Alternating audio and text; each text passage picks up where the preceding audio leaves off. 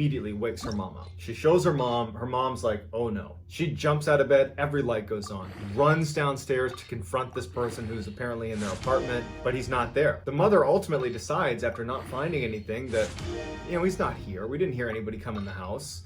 The doors are locked, everything's locked. So they did another sweep through the apartment and checked every entrance, locked everything. Let's just go to bed. So they go back into the mother's bedroom, shut and lock the door, and the two of them go to sleep. The next morning, the mother is still sleeping. The girl wakes up a little bit early and she decides to go into her bedroom. As soon as she walked in, she would later tell reporters that immediately she felt like she was being watched. And so she starts doing a cursory check of her small bedroom.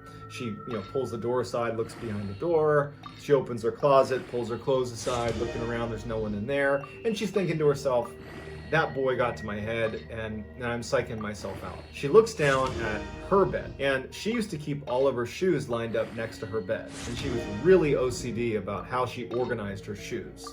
And she noticed that one set of shoes was out of place. It was a subtle thing that really only she would be able to recognize. And so she gets down on her knees to rearrange the shoes, and that's when she sees something out of the corner of her eye. Her bed was slightly elevated, and so she had a little bit of a line of sight under the bed as soon as she was kneeling.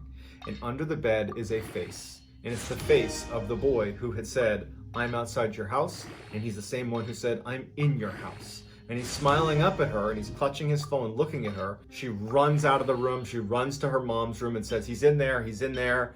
The mother comes barreling in, protective mama coming in. The boy's out from under the bed. The boy, in a panic, runs to the window, pulls it open, and jumps out of the window. The boy would turn out to be Kyle Ravenscroft, and he had very quickly become obsessed with this girl.